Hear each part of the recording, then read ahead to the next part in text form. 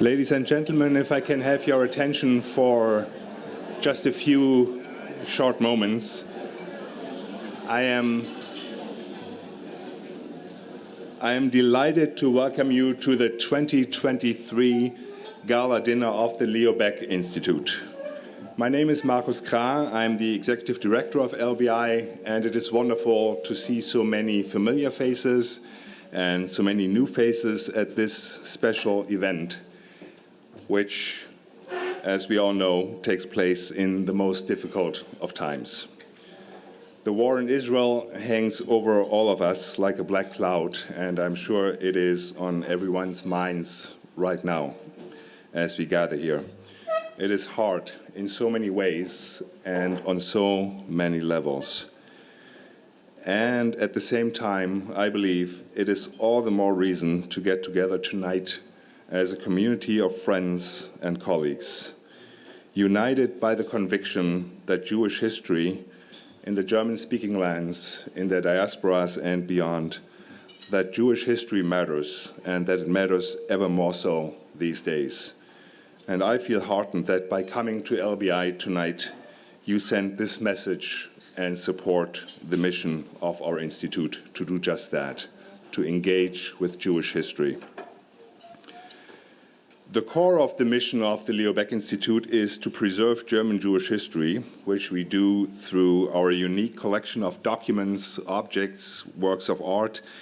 Many of the documents, most of them, are digitized and thereby accessible to anyone in the whole world who has an internet connection. And I'm happy to report that our collections are used frequently and increasingly by scholars, and that they are growing in leaps and bounds, and that we have a hard time catching up with all the material we are getting by people who want to see their family histories preserved in good hands.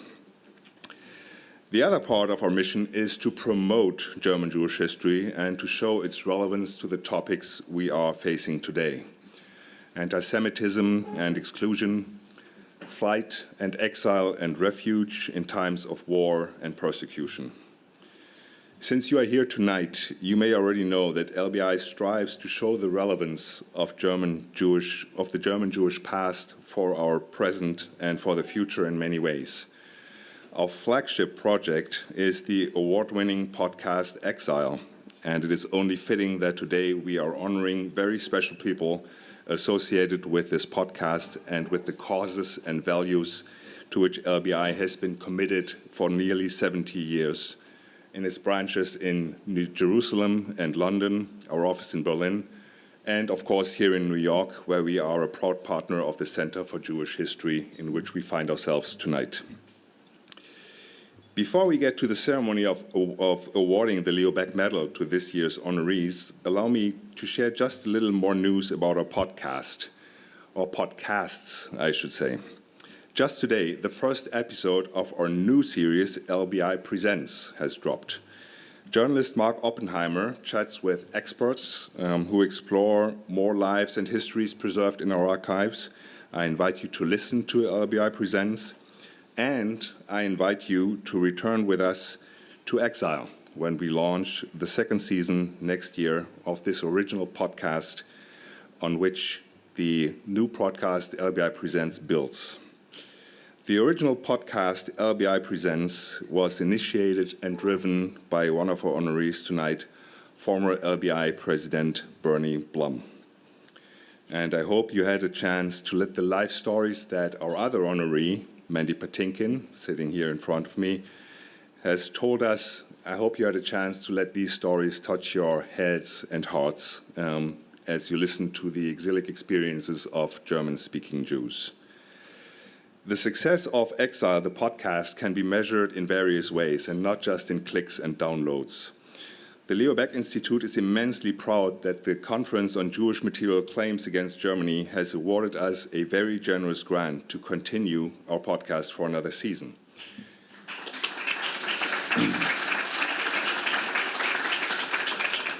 We have also found a partner in Germany supporting the translation and distribution of the podcast in German. And moreover, last night I was privileged to attend, along with our partners of Antica Productions, the Signal Awards for podcasts, where 2 episodes of Exile won a gold and silver award in 2 different categories.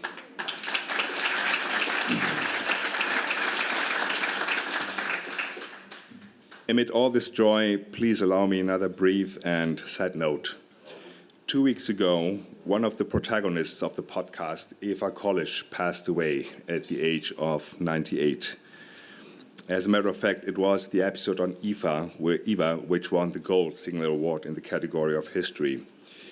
You all received, or I hope you all received, lapel pins when you checked in with images of 3 of the protagonists of the podcast. And one of them is the image of Eva Kollisch. So I'm glad that we can keep her memory alive in various different ways. Because this is what the podcast is about and what LBI is about. We believe that our work here is more important than ever. And I want to thank everyone who makes this work possible. I want to thank you all for coming out and showing your support in many ways. I want to thank the amazing staff of our institute. Guys, please stand up for a moment. All staff members. Big round of applause.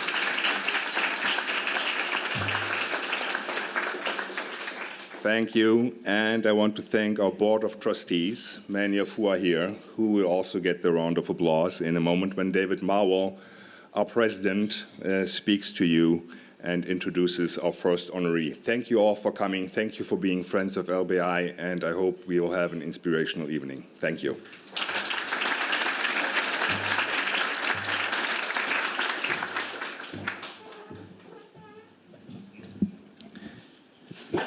Thank you, Markus.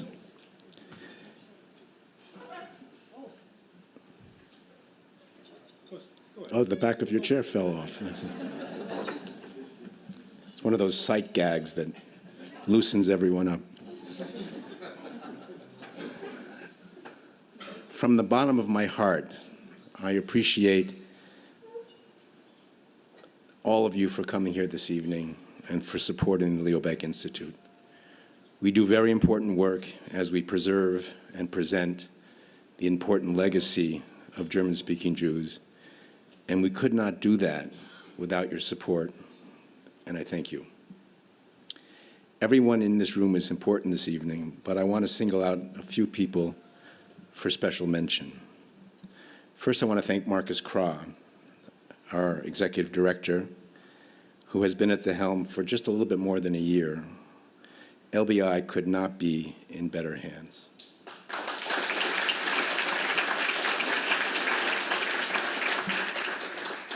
I want to thank past executive directors of LBI, Billy Weitzer. Where's Billy? And Carol Kahn-Strauss.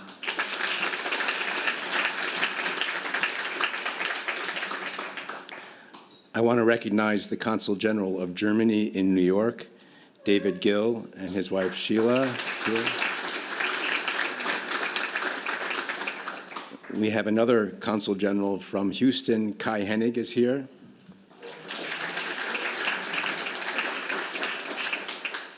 And I want to salute 2 past presidents of LBI, Rabbi Ismar Schorsch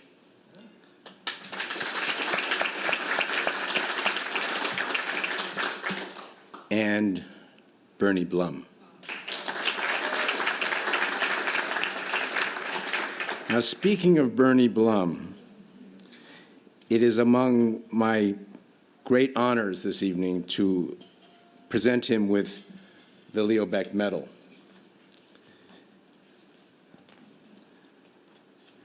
I was looking for some assistance in crafting my introduction to Bernie, who this evening will receive LBI's most important and prestigious award. It's important to hit the right tone and to express the right nuance. Bernie Blum will join 3 German presidents, 1 chancellor, a variety of ministers, ambassadors, great thinkers, great artists, a Nobel Prize laureate, and perhaps the shortest recipient of the Leo Baeck Medal, Dr. Ruth Westheimer. Many of you know that Ruth is recuperating from a fall. She's in good shape, feisty as ever, and I understand she's going to emerge on Halloween from... And I think I've been coming to this dinner both as a colleague and then as a board member and now as president, I think probably for 20 years. And this is the first Leo Baeck dinner that I can recall where Dr. Ruth has not been here. So we salute her. As Bernie joins the select group of Leo Baeck medalists, it is worth noting that I had to twist his arm a bit for him to allow us to bestow this honor. He eschews this type of public recognition and prefers to labor in the vineyard of good works without drawing attention to himself or being dragged into the limelight. But I succeeded, and this has only added to the pressure I feel to do him justice without annoying him with gushing phrases and unwanted praise. So for my introduction tonight, I turned to artificial intelligence and consulted ChatGPT. Now, as many of you know, the challenge of working with this kind of generative AI is to craft the right prompt. So here's the prompt that I crafted. And you have to be a little familiar to kind of tease out the best from ChatGPT. Can you help me with remarks to be delivered at the annual dinner for a remarkable nonprofit organization in New York City? We are honoring a past president of the organization, an individual whose vision, commitment, and generosity have made a lasting impact. A man who has over the years provided significant financial support, but more important, perhaps, has contributed powerful ideas that have extended our reach and effectiveness.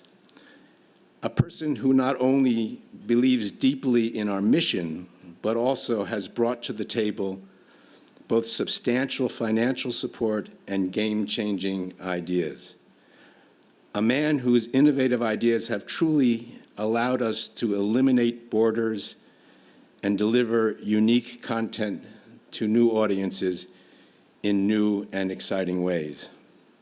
This man's leadership as president and beyond continually pushed us to think bigger, act bolder, aim higher. And through all of this modest, humble, extraordinary man has preferred to labor in quiet obscurity, passing up public honors and recognition, preferring instead the quiet satisfaction of observing the impact of his generosity and innovation as it ripples outwards and touches ever-increasing numbers. These remarks should be only about 2 to 4 minutes. You have to give a time frame. Now, ChatGPT responded. It's very cheerful. Certainly, here's a draft of introductory remarks for your annual dinner. Feel free to adjust and personalize. Please note, my large language model uses deep learning techniques and massive data sets to understand, summarize, generate, and predict.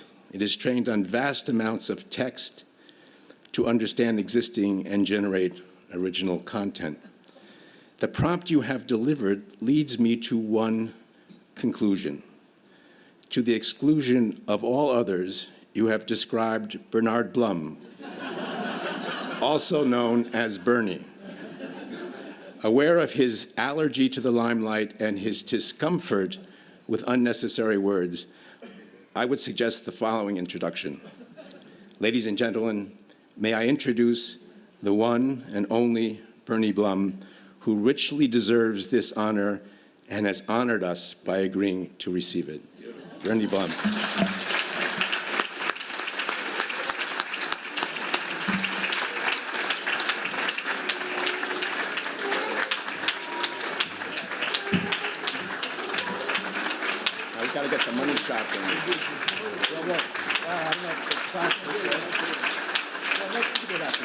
Here's your award.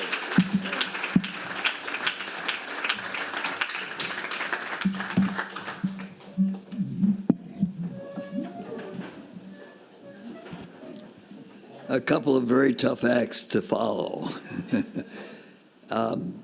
And again, we're looking for a condensed speech, and my statement is, I like to live a life of quiet obscurity. Well, I didn't succeed. Good evening. Let me start by welcoming tonight's attendees. Your interest in and your support for the LBI are much appreciated. My role at the LBI is as a donor and in producing active philanthropy. My active philanthropy is initiating, overseeing, and funding projects, specifically DigiBeck and the podcasts. DigiBeck is the name of a successful effort to digitize LBI's entire archives to provide quick and easy access to our treasure trove of documents which tell the story of the history and the culture of German-speaking Jews and the diaspora. When we initiated the project, we found that we were pioneers. Previous attempts went only as far as digitizing card catalogs. There was strong support from Brewster Kahle, the founder and leader of San Francisco's Internet Archives, which created and maintains the world's largest digital archive. We found that we could use the results of decades of research by LBI volunteers and staff, allowing us to incorporate the resulting microfilm footage. And let me just mention, I spoke with our chief archivist today, and she said she goes to archivist conference and nobody else has ever done what we have done. It's just too complicated, but it really wasn't because of the staff and the right approach. Since the archives were fully digitized in 2012, researchers around the world have accessed them over 2 million times. And each download is more than an exchange of bits between servers. It means a person in today's world is engaging with a story of an individual or family from the German Jewish past.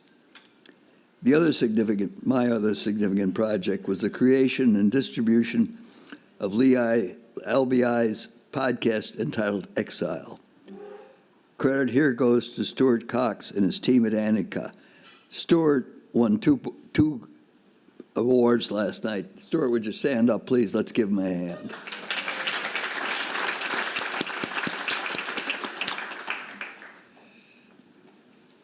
Podcasts are very much the key current digital media. We have been successful in taking advantage of that role. It is interesting to note, as David mentioned, that an agency of the German government has stepped in with an offer to fund the translation of our podcast into German, and I've been asked to do some German bits as part of those podcasts. I still speak a little German, but my accent is pure. Additionally, the first 12 episodes of our podcast received over 100,000 downloads, with over 80% of the listeners listening to the entire podcast. Much appreciation is directed to the LBI staff of Carol Strauss-Kahn, who I think is here. Carol, are you here? Please stand up.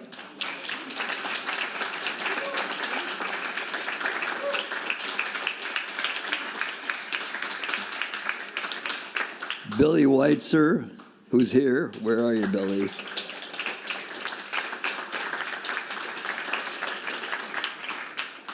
And Markus Krah, who you heard just before me. I will call out Frank Mecklenburg for his deep and thorough knowledge of the archives, and David Brown for his skill in outreach. My thanks to the Leo Baeck Institute for this honor. Thank you.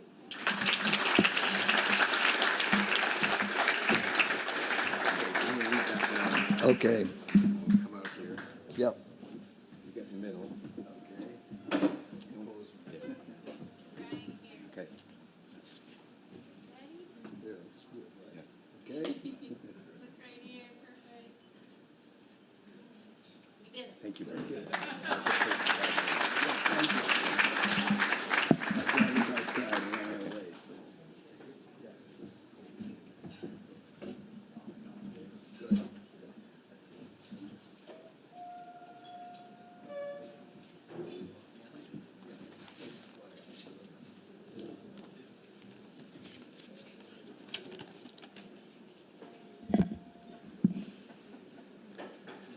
I failed in a very important task, and that is my remarks as written included acknowledging my colleagues on the Board of Trustees of the Leo Baeck Institute. So if I could ask you all to either stand or raise your hand and accept a large round of applause.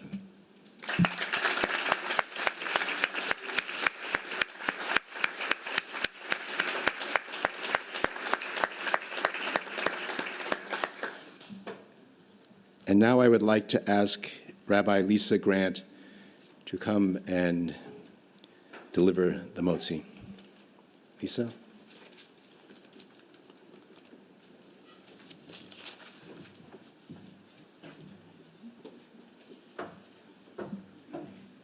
Good evening, everyone. The rabbi always seems to be placed right before the food comes, so I will be brief. But I want us to take a moment and just sort of soak in the gratitude of being here together and the gratitude for all the hard work that went into creating this beautiful gathering, and the gratitude to the Leo Baeck Institute for furthering the mission that is, Markus already said, that is also important in this difficult, heartbreaking, chaotic, uncertain time for the Jewish people, for the state of Israel, and for our entire world. And as we pray to be God's partner in drawing forth bread from the earth, let's remember that to be God's partner is really to serve in the acts of creation every day and to create for good and for create for peace and to create for fellowship. And let it begin here, and let us take it with us as we go out from here later on this evening. So thank you. Baruch atah Adonai Eloheinu melech haolam hamotzi lechem min haaretz.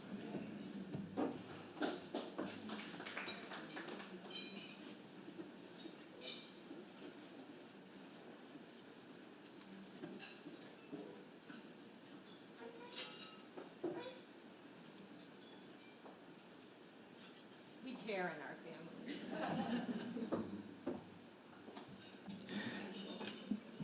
But we're now at an important part of the program, and that is the awarding of the Leo Baeck Medal to Mandy, Patinkin, and Kathryn Grody. My kids won't believe this when I call them this evening.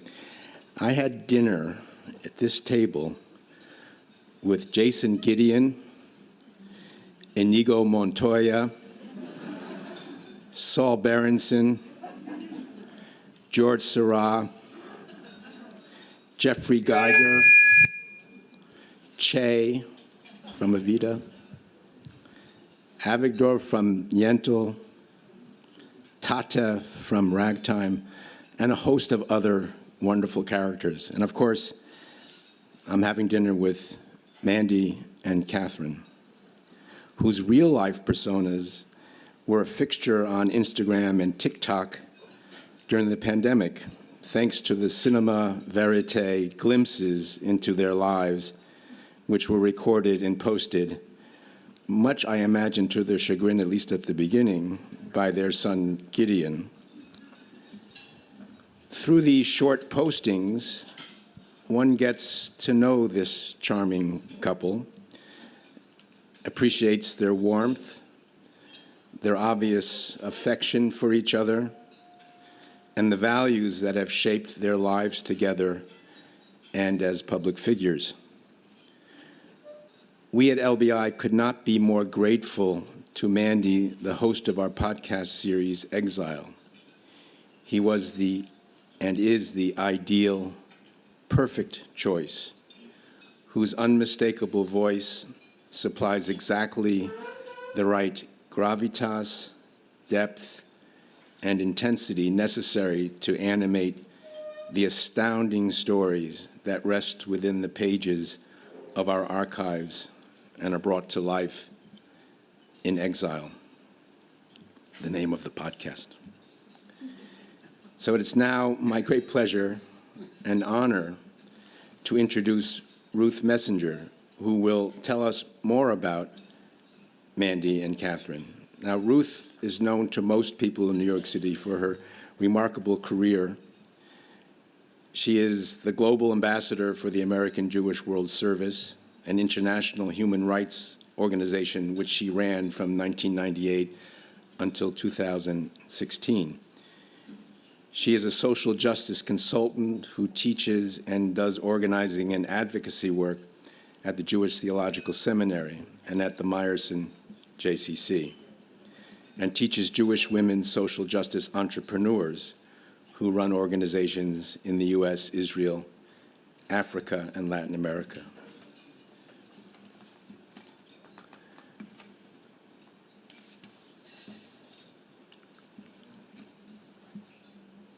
Ruth is a trained social worker and previously had a 20-year career in elected office in New York City, including Manhattan Borough President.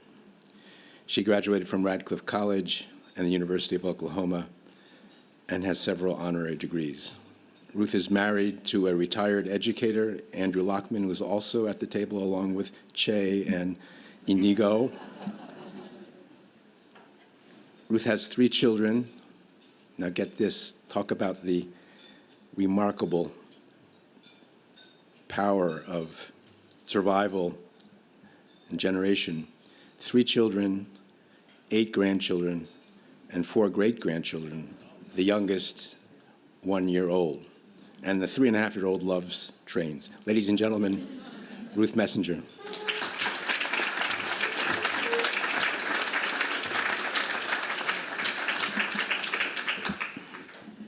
Thank you, David, and good evening. 4 minutes, that's what they gave me, and 3 truths. Truth number 1, Kathryn and Mandy would want me to start by acknowledging that this is a critically challenging time in our city, the country, and the world. A horrific Mideast war, a very fragile, continuing today, government structure in Washington, a wave of new immigrants to New York who will be, hear me clearly, who will be the source of strength for our city if we would only welcome them.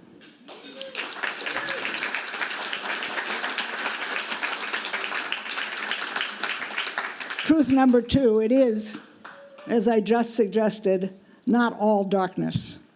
There are people locally, in Washington, and in Israel and Gaza who have moral courage, who are organizing to fight for peace, to support refugees around the globe, to expand the number of elected officials whom we can trust to act on our behalf, to extend a hand and a job to our newest New Yorkers, to step forward and make a difference. Truth number 3, as exemplars, we have the Leo Baeck Institute, and we have Kathryn Grody and Mandy Patinkin. This institute, as you all know, is preserving a piece of the history of so many of us, collecting and presenting the evidence of how the German-speaking Jews came to the United States, put down roots, spread branches, and helped to build America.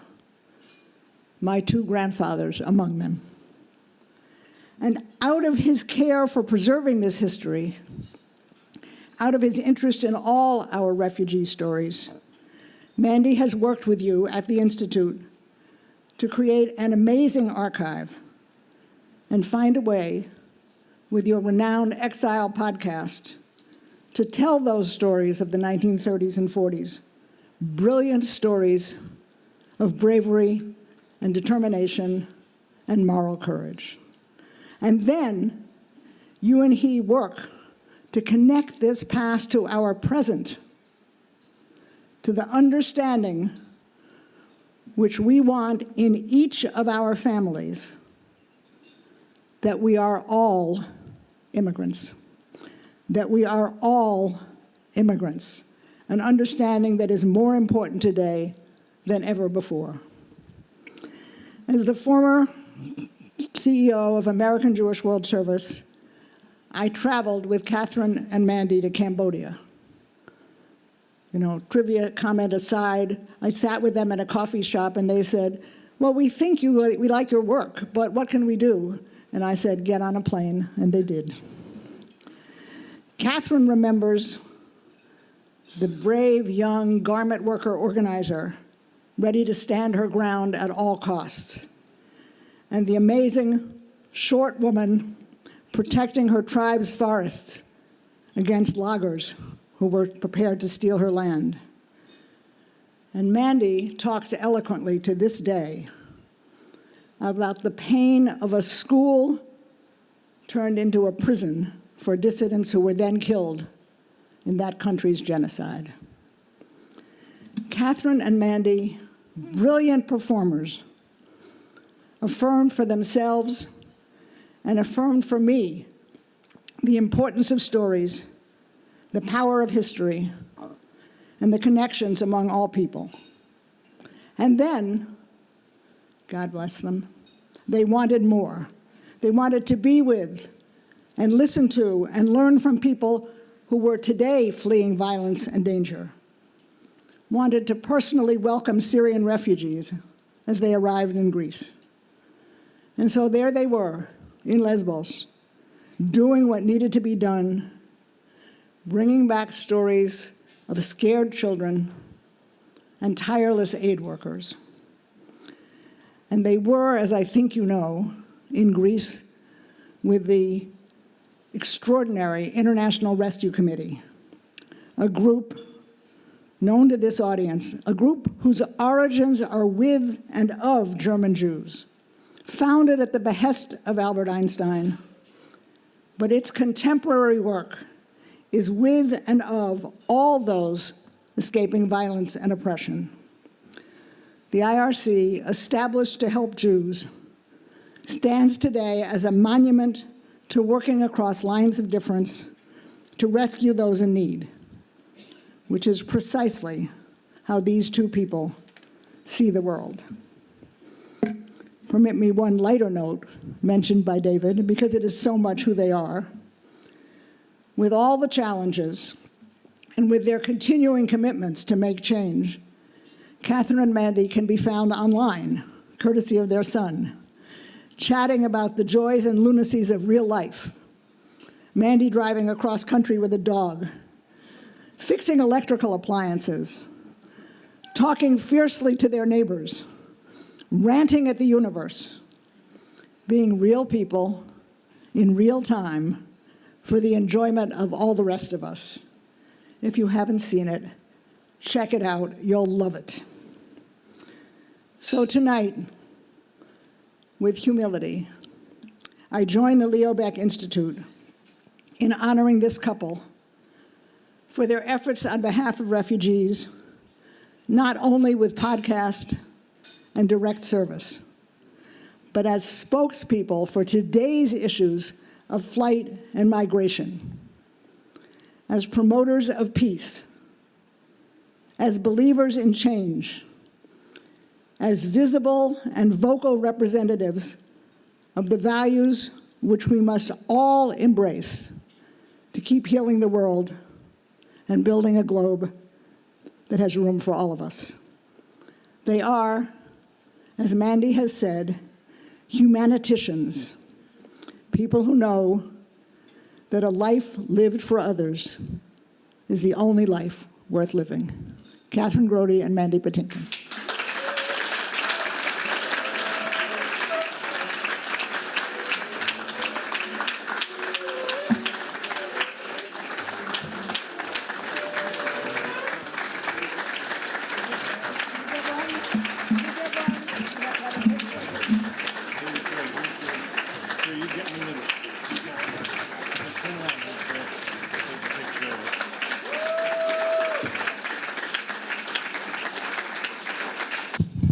Honey, you go first. Oh, my God. Or you start. Why do you always make me do that? Well, ladies first. Yeah. You know.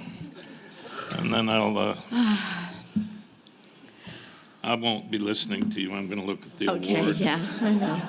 You know, honestly, I'm a little bit verklempt because I don't quite know what I'm doing up here. I mean, Ruth, the fact that I know Ruth Messenger, who, when I first came to New York, was such a big deal to me as what a person does who cares about the world. And the fact that I've gone to Cambodia with her and sat one day when I was so exhausted from seeing so many stories and so many people, I said, Ruth, this is too much. I can't take it all in. She said, I know. But what event would you not have participated in? Who would you not have met? And of course, I couldn't say anything. That's Ruth, you know. When I met this guy, I'm 6 years older. He'd missed the 60s. You are? I am. I never told you this. God. It's funny the things you say in front of people. He missed the 60s, and I said, is your family Democrats, Republicans, socialists? He said, I don't know, they're Rhodephisedians. I said, what's that? It was the name of the sisterhood and brotherhood of the temple he went to, okay? His mother was so happy he married a Jewish girl, but she didn't know what kind I was, because he's from Chicago, and they went to temple on Friday night and Saturday morning and Saturday night, right? That was their practice. My practice as a Southern California Jew was Passover, Rosh Hashanah, and social justice. It's very different. But he has come a very long way. He said he wasn't political. And we were on a bus, we were getting on a bus, and we got on it, and the bus started pulling away when I first met him, and what seemed to be an elder person, probably 20 years younger than I am now, was running toward the bus. And Mandy said to the driver, excuse me, somebody's trying to get the bus. And the driver didn't listen, so he pulled the stop cord. And I said, that's political. I'm a baby activist compared to a lot of you in this room that have, you know, supported institutions like this, compared to Ruth. But I learned that random acts of kindness count, practicing being human counts, having a moral core counts, and I learned it mostly when I was a kid from my dad. He was the son of Russian immigrants, and he used to walk me to school. And there was a very nasty newspaper man he would buy his newspaper from. And my dad every morning would say, good morning, Tim. And he'd go, And I would say, why are you nice to that mean man? And he said, because I'm not going to let his attitude affect the kind of person I want to be. And that really stuck with me, along with something. He was in the Army for 5 years. He landed on Normandy on D-Day, and he was evidently teaching people at MIT how to use the radar he supposedly invented. I don't know if this is true, but it is in the family lore. When a guy came up to him and said, Irv, there are so many Jews in this outfit, it's making me sick. And my dad said, really? How can you tell? You can tell the way they walk, talk, you know, the way they use their hands, you know. And my dad said, without offending anybody, I just like to do a little exploration. And all week the guy is saying, I'm looking. And my dad is saying, me too. And at the end of the week, the guy came to my dad and said, man, unless these guys are lying, I couldn't find a Jew in this outfit. And my dad said, I found one. And the guy said, who? Me. And that, my dad was Talmudic to his core, even though I don't think I ever heard him say the word. And what we have tried to do, I wanted to raise good men. I wanted to raise humanist, sensitive men, feminist men.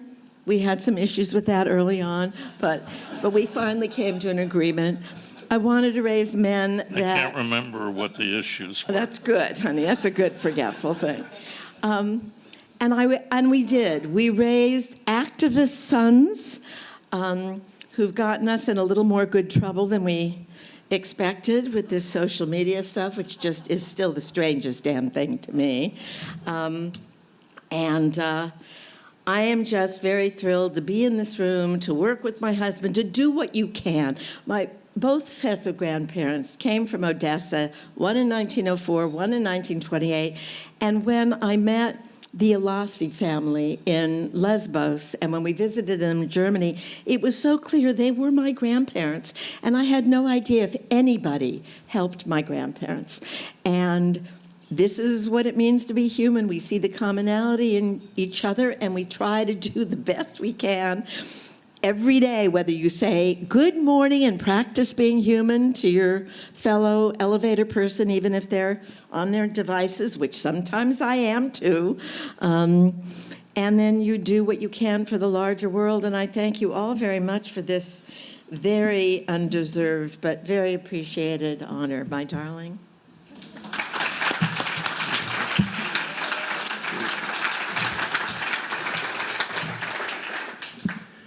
Wow. I'm like Bernie. I don't like accepting awards for anything because I don't deserve any awards. But when this came about, this request to do these podcasts, I'll back up a little bit. I needed to go to Poland to view and visit the homeland of my ancestors, Lithuania border, Gdansk, Poland, that whole area. I went alone, meaning without Kathryn or my children. I went with a friend of mine from my record company and her husband, who was a documentarian. We went to the camps. We went everywhere. And I had to cut the trip short because first thing that happened to me was in the train station.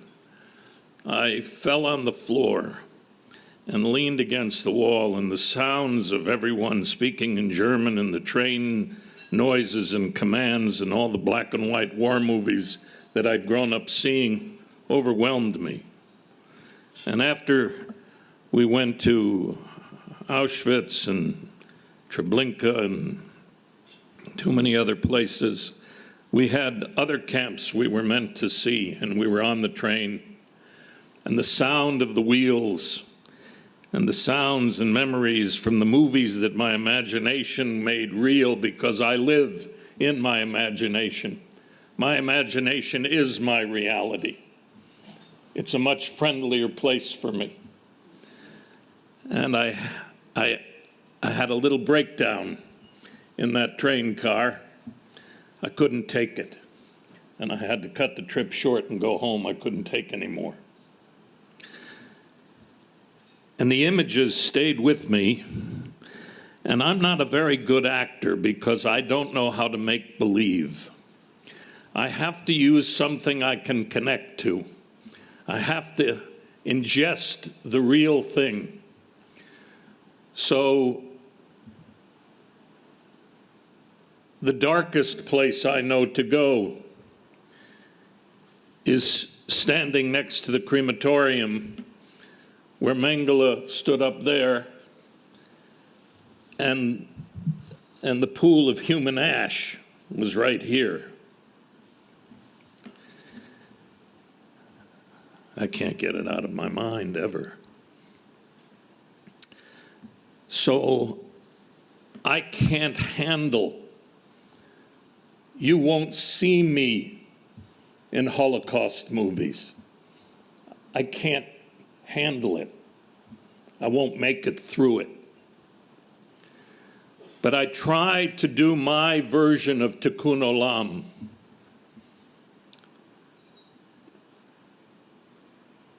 And when this request came, in the midst of rising anti-Semitism in the United States of America, where I remember as a little boy saying to my parents, "Why are you saying these stories? My friends don't feel that way. I don't run into anti-Semitism. You're going to make it happen. You keep talking about it." And then one day I was in Columbus, Ohio, I think it was, in an outdoor concert venue by a zoo. It was very memorable because the animals sang along with me at just the right time. And there were tables in front for the benefactors. And they said to me afterwards, "We're going to have security back here because a certain person wants to meet you, and we're a little concerned, so there'll be security." I said, "No problem." Last time, when I performed once, someone's phone went off, and I brought the person on stage. And they came up, and they're talking the whole time, and I said, "Well, who is it?" And I'm holding my microphone, you know, so maybe we can hear something from the... And he said, "I'm an obstetrician, and someone just went into labor." I said, "Get the fuck out of here." And so that was... But where was I? You were talking about the guy in the Columbus Zoo. Yes, at the zoo. So they're going to come and they're going to have security. Now, I'm not a rock and roll star. I play to 1,000 people, 2,000 people. My comfort zone is 500. Those are my favorite theaters. And security, I don't have security. But this guy, an elderly man, white hair, sophisticated. I sort of think I remembered him sitting in one of those front tables. And he walks up to me. I can smell some alcohol on his breath. And he said, "I wanted to talk to you." "Yes, sir," I said. He said, "I hate tenors and I hate Jews, but you moved me." I said. I was silent. I got in the car with my piano player and our producer, and we pulled away, and I said, "That was quite something." They heard it. They were standing there. I said, "I never heard or knew that you could couch a compliment in hatred." So we are living in pretty extraordinary times, long before October 7th. We had been watching anti-Semitism rise in our country that was echoing the early 30s of Germany. We were seeing things that were unimaginable, that little boy, Mandy Patinkin, who said, "Why are you talking like this? It doesn't happen," was happening in front of my eyes constantly. And somewhere in there, I get a call from my agent, would I do these podcasts for the Leo Baeck? I said, "Are these Holocaust stories?" No, they're people who escaped, who made a life, who gave extraordinary contributions to society. Immigrants, like Ruth was talking about, like the young immigrants coming to our city, to places all over the world that need welcoming, that are the backbone of our culture and society. The list goes on of the who's who and the extraordinary human beings that are our grandparents. None of us would be in this room without the welcoming of those countries who reached out their arms. When I went to Lesbos, Greece, first of all, I called Ruth. When I arrived in Berlin in 2015, to shoot the first episode of I don't know which season, I think the 5th season of Homeland. And 125,000 refugees were trying to get, Syrian refugees were trying to get across the Balkan route to, of all places, Germany. The irony was extraordinary. I said, Ruth, I want to go with these people. I want to be with them. I want to carry water for them. I want to walk with them. They are my people. Those are my sons in that line. That's my wife in that line. She says, call the International Rescue Committee. I'm going to jump around a little bit. I did, and it changed my life. When I went to Cambodia with Kathryn, and when we both took up Ruth's command, not offer. If you know Ruth, thank God for her nature. She's the real deal in every way imaginable. She walks. She doesn't just talk the talk. She walks it, runs it, lives it, bikes it, is it. And we got together, and she talked to the group of us who were on the trip. And she said, don't feel like you have to give these various people that we're going to meet who have extraordinary lives and are trying to do extraordinary things against some profound challenges. Don't feel you have to give them the answers. Just listen to them. Pay witness. It will mean the world to them. You can't imagine how powerful it is that you have made this journey to come and listen to them. And we took that advice. So, when October 7th happened, American Jews were pretty scary. You can't say this, you can't say that. If you work for the peace process forever, as I have for over 30 years, 35, be careful what you say. Peace organizations were only talking about Israel, not talking about a two-state solution, caring about the Palestinian people. It was very confusing. And then we've watched the changes. Mark Rosenblum, who formed Peace Now in America, was my guide and teacher with Peace Now for over 30-some years. He brought me through the peace process. He's one of the eminent scholars on the peace process. His life is devoted to it. He shared with me all the information about what happened at Oslo, what happened here, what happened there, what drawer each agreement is in. And I said to Mark, when is there going to be peace? When is any of this going to be acted on? And the man whose life is devoted to this effort used these words: when they have exhausted the killing. Are we not there now? Has the killing not been exhausted? I am a Jew.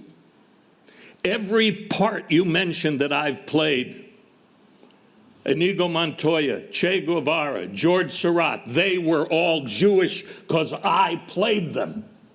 They ran through my soul, my veins, my experience, my breath. The peace process is more necessary now than ever. I believe in every cell in my body it is the only way out of this. Every day in my prayers, multiple times, before I go on stage, in front of a camera, in front of a microphone, before I come to talk to you, I say these words: stop the killing, the hatred, and the violence. Start the loving, the compassion, the forgiveness, and the understanding within ourselves, to ourselves, and to each other. People in wars in too many places on this planet did not ask for those conflicts. They were not the instigators of it. They were innocent people trying to have sanctuary and a roof and a home, just like our ancestors, just like every one of us in this room. And it is not in our character not to care about them, wherever they are on this planet, in far too many places of crisis. It is our job. So when you asked me to do the narration for the podcast called Exile, And you said, no, these are people who've made something from their lives and they escaped this horror. I went, oh my God, what a gift that would be to me. To be able to have a place to put my tikkun olam, to be able to wave my Jewish nature and be proud and stand in front of the world in a public fashion and say, yes, I'm Jewish. In these podcasts, I'm representing many Jews who've had extraordinary lives. I'm proud of them. I'm proud of Jews everywhere. I'm proud of human beings everywhere who do their best every single day, no matter what the obstacles, and never, ever give up. So you have given me an extraordinary gift by being able to participate in this celebration of our heritage. And I thank you for that. She is the teacher of the 3 boys in our family, my sons Isaac, Gideon, and the youngest of all, Mandy. And I offer you this beautiful song by Yip Harburg and Harold Arlen, children of immigrants. And there's so many other things I could say. I could go on forever, but I'm better off as a mailman to just deliver the mail that you gifted people assemble, nurture, protect for eternity so that it can be shared all over the world in different languages so no one will ever forget who these people are. Bless you.